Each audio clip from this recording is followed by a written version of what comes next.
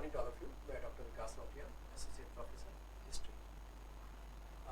आज हम मध्यकालीन भारत के इतिहास के अंतर्गत मराठा टॉपिक स्टार्ट कर रहे हैं और इसके अंतर्गत हम सबसे पहले ये बात कर लेते हैं कि इसमें हम किन किन बिंदुओं को सम्मिलित कर सकते हैं।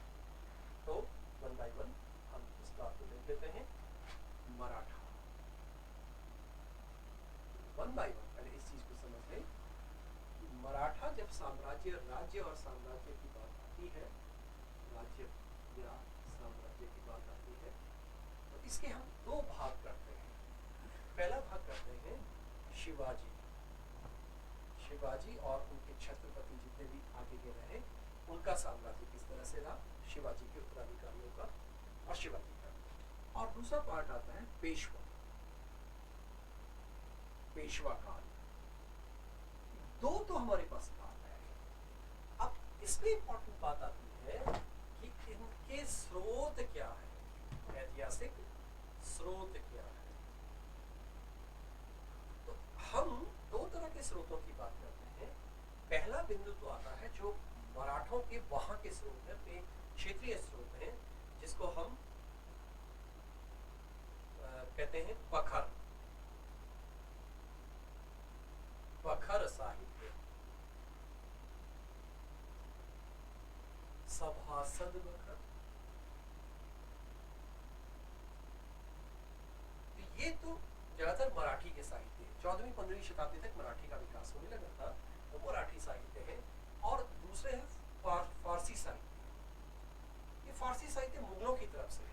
अब हम स्वयं देख सकते हैं कि क्या इन एक्चुअली हमें प्राइमरी सोर्सेज की भी बात कर रहे हैं। तो जो बखर साहित्य है, सभासद जो बखर है या अन्य बखर साहित्य है, यह साहित्य हमेशा मराठों की प्रशंसा करेगा, शिवाजी की प्रशंसा करेगा। शिवा मूल नाम था, शिवाजी हम टोटल मिलाकर कहते हैं शिवाजी महाराज, क्योंकि बाद में उन्होंने महाराज की उपाधि धारण की। अब जो फारसी स्रोत है ये शाहजहां, औरंगजेब एवं उनके उत्तराधिकारियों के समय में मुगल दरबारी लेखन के अंतर्गत हुआ, तो स्वाभाविक रूप से ये शिवाजी के विरोधी हैं, शिवा विरोधी। इसलिए जो फारसी साहित्य है उसका दृष्टिकोण मराठों के प्रति नकारात्मक है।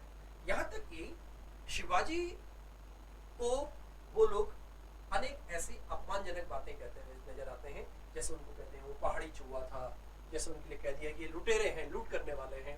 तो ये साहित्य कह रहा है, ये साहित्य उनकी प्रशंसा करेगा, ये साहित्य उनकी आलोचना करेगा। तो ये तो रहे प्राइमरी सोर्स। सेकेंडरी सोर्सेज की जब हम बात करते हैं, तो चाहे हम सरदेसाई की बात करें, ये सब 19वीं शताब्दी के लोग हैं। सरदेसाई की बात करें, चाहे हम यदुनाथ सरकार की बात करें, यदुनाथ सरकार, चाहे हम अगरकर की बात करें, जिन लोगों ने भी इसने मराठों के बारे में लिखा है, इवन हमारे तिलक ने मराठों के बारे में बहुत लिखा। तिलक ने शिवाजी को उन्होंने एक सुपर हीरो के रूप में प्रस्तुत किया कि शिवाजी किस तरह से एक हीरो के रूप में सामने आते हैं मध्यकाल में। तो ये इनके स्रोत हैं। अब जब हम शिवाजी के अध्ययन की बात करते हैं, तो शिवाजी के अध्ययन में हम थोड़ा सा इनकी चर्चा कर लें। शिवाजी में और क्या क्या चीजें संभव हैं। शिवाजी में उनके स्रोतों की बात आएगी। प्रश्न उनके लाइफ पर रहते हैं, उनका जीवन चरित्र क्या था, उनकी प्रशासनिक व्यवस्था क्या थी, प्रशासनिक व्यवस्था या राजस्व व्यवस्था क्या थी, उनकी सैन्य व्यवस्था क्या थी, आदि अन्य पक्ष। एक्चुअली शिवाजी के बारे में एक क्वेश्चन पूछा जाता है यूनिवर्सिटी लेवल पर भी और यूपीएससी और कॉम्पिटिटिव एग्जाम्स में पूछा जाता है। शिवाजी एक महान राज्य निर्माता के रूप में, he was founder of state, एक छोटा सा राज्य पूना के पास की एक छोटी सी जागीर, इस जागीर से किस तरह से शिवाजी राजा में बने, कन्वर्ट हुए और बाद में छत्रपति। ये लगभग जो कहें कि 1640 से लेकर के सफर शुरू हो रहा है, ये प्रक्रिया शुरू हुई है और 1674 में शिवाजी का राज्याभिषेक होता है, जहां स्वयं को छत्रपति बादशाही के रूप में स्वयं को विकसित करते हैं, जहां पर वो प्रशासनिक रूप से अष्टप्रधान, ये उनकी एक मंत्रिमंडल हुआ करता था जिसमें 8 मंत्री हुआ करते थे, ये उन्होंने विकसित किया। तो शिवाजी एक छोटा सा जागीरदार, और इनके किस तरह से उन्होंने राजा की उपाधि धारण की, किस तरह से वो अपने को छत्रपति के रूप में विकसित करते हैं, किस तरह से उन्होंने अष्टप्रधान जैसे प्रशासनिक व्यवस्था का विकास किया।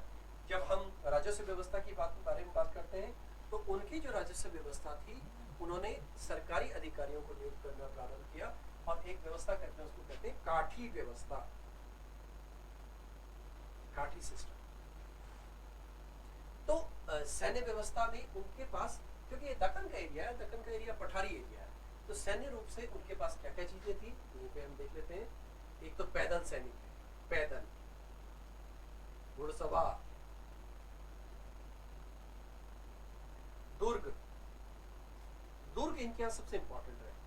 नेवी, कोलाबा में इन्होंने एक नेवी का सेंटर डेवलप किया था। इस तरह से इनके पास अलग अलग तरह के सैन्य दल हैं। जब हम घुड़सवारों की बात करते हैं तो 2 प्रकार के घुड़सवार हैं, बारगीर एवं सिलेदार, 2 तरह के इनके पास घुड़सवार हैं। तो शिवाजी ने इस लंबी प्रक्रिया में 1640 से लेकर के 1674 के बीच में एक मराठा राज्य स्थापित किया, और ये मराठा राज्य अपने आप में एक आधार बनता है भविष्य के लिए, 7वीं 18वीं शताब्दी के लिए। और इसी की प्रक्रिया हम देखते हैं कि 1 बाय 1 अगर इसकी हम बात करते हैं,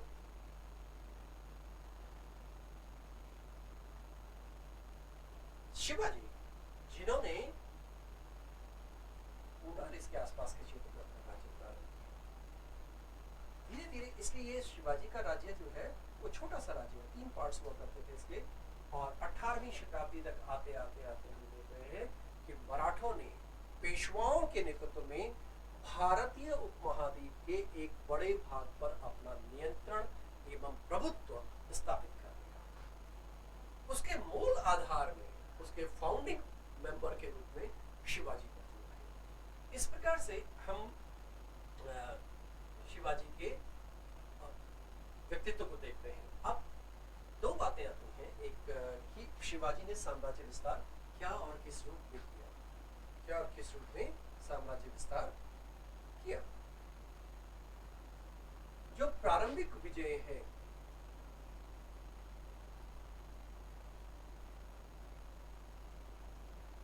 वो 1640 से शुरू हुआ।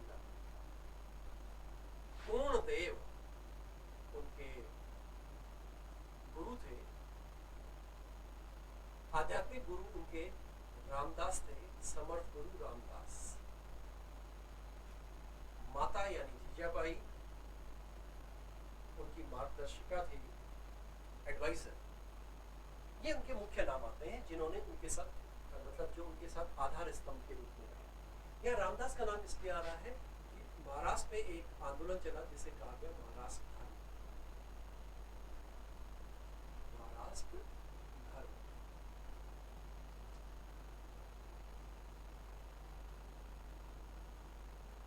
जो कि एक धार्मिक आंदोलन था, जो कि एक आध्यात्मिक आंदोलन था, जो समानता पर आधारित आंदोलन था, जो कि ज्ञानेश्वर ने शुरू किया, और उसी परंपरा में रामदास आए। जब रामदास, समर्थ गुरु रामदास उनका नाम आता है, और पूर्णदेव पॉलिटिकल एडवाइजर हैं, जीजाबाई उनकी माँ हैं, तो इन सब के प्रेरणा से, इन सब के नेतृत्व में, इन सब की प्रेरणा से शिवाजी ने अपनी विजय प्रारंभ की। और इसी क्रम में महाराष्ट्र की स्थिति, एक खास बात वहाँ की महाराष्ट्र की ये थी कि यहाँ पे बहुत छोटे छोटे पहाड़ी दुर्ग हुआ करते थे। ये अपने राजस्थान की तरह ये बहुत बड़े बड़े दुर्ग नहीं थे, चित्तौड़गढ़ के किले की तरह नहीं है, लेकिन छोटे छोटे गढ़ हैं, क्योंकि सह्याद्री हिल्स में और अरावली और हिमालय के हिल्स में फर्क है। तो इसी प्रक्रिया में जब 1656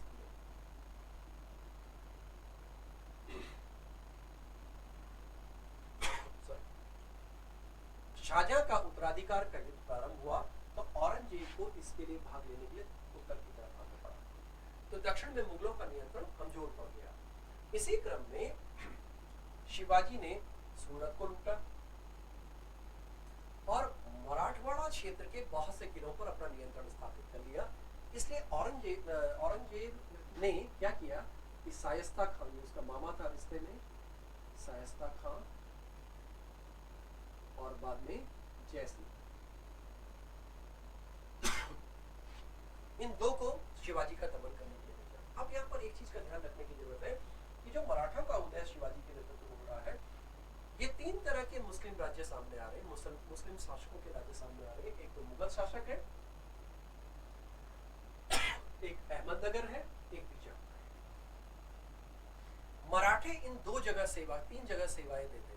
मराठा जो सैनिक थे या मराठा लोग थे, वो तीन जगह सैनिक सेवाएं देते थे। एक्चुअली मराठा शब्द की उत्पत्ति के संबंध में अनेक तरह के मत आते हैं और 13वीं-14वीं शताब्दी में मरहठा शब्द आता है। मराठा एक सोशल स्टेटस वाला टर्मिनोलॉजी है। जैसे हम राजपूताना में राजपूत की बात करते हैं, कुछ मिलता जुलता शब्द यहाँ पर भी आता है। लेकिन आज के हिसाब से में जब हम बात करें मराठा के लिए, तो आज सोशल स्ट्रक्चर की जब बात करते हैं तो महाराष्ट्र में जैसे शिंदे हैं, जादव हैं, देशपांडे हैं, ये जो इस तरह की कम्युनिटीज थी, कुणबी बोला जाता था इनको मराठा बोला गया टर्मिनोलॉजिकली। तो ये मुगलों के काल में पहली बार जहांगीर के समय में अब्दुल रहीम खान का जब सैन्य नेतृत्व चल रहा था दक्षिण में, तो मराठों को सेवा में लिया गया। तो यानी मराठे अहमदनगर, बीजापुर और मुगल, इन तीनों की सेवाओं में रहा करते थे। तो ऐसी स्थिति में शिवाजी ने ये अपने को डेवलप किया और शायस्ता खान ने भी शिवाजी को पराजित किया, लेकिन बाद में शिवाजी ने चालाकी से शायस्ता खान का पतन कर दिया। और जयसिंह के साथ जो बात आती है 1665 में संधि हुई, पुरंदर की संधि। ये वही पुरंदर की संधि है जो कि जिसके अंतर्गत शिवाजी को अपने साम्राज्य का एक बड़ा भाग मुगलों को देना पड़ा और अपनी सेना तैयार रखने की बात भी की गई और मुगल दरबार में आना स्वीकार किया गया। वो लंबी कहानी है कि किस तरह से शिवाजी मुगल दरबार में आते हैं, उनके साथ कोई व्यवहार होता है, उनके बेटे को और उनको एक तरह से बंदी बना लिया जाता है और कैसे वो बंदी बनाने की प्रक्रिया में बाहर निकलते हैं और फिर वापस महाराष्ट्र पहुंचते हैं, मराठवाड़ा में पहुंचते हैं और 1774 में वो उनका राज्याभिषेक होता है। गंगा भट्ट ने उनका राज्याभिषेक किया, बनारस के पंडित थे। उसके बाद निश्चलपुरी गोस्वामी आंतरिक पंडित थे, उन्होंने फिर दूसरी बार उनका राज्यारोहण किया। तो 2 बार शिवाजी का राज्यारोहण हुआ। उसके उपरांत शिवाजी ने दक्षिण की ओर अभियान किया और शिवाजी के एक जो स्टेप ब्रदर थे वो कर्नाटक के क्षेत्र में थे, जिंजी क्षेत्र में, वहां पर उन्होंने अपनी प्रभुत्व स्थापित किया और करीब 80 में आकर के शिवाजी की डेथ हो जाती है। शिवाजी ने राज्य निर्मित कर दिया, एक साम्राज्य स्थापित किया और ये वही राज्य है जो बाद में मराठा साम्राज्य के रूप में 18वीं शताब्दी में भारत की सबसे महत्वपूर्ण शक्ति बना। Thank you. आज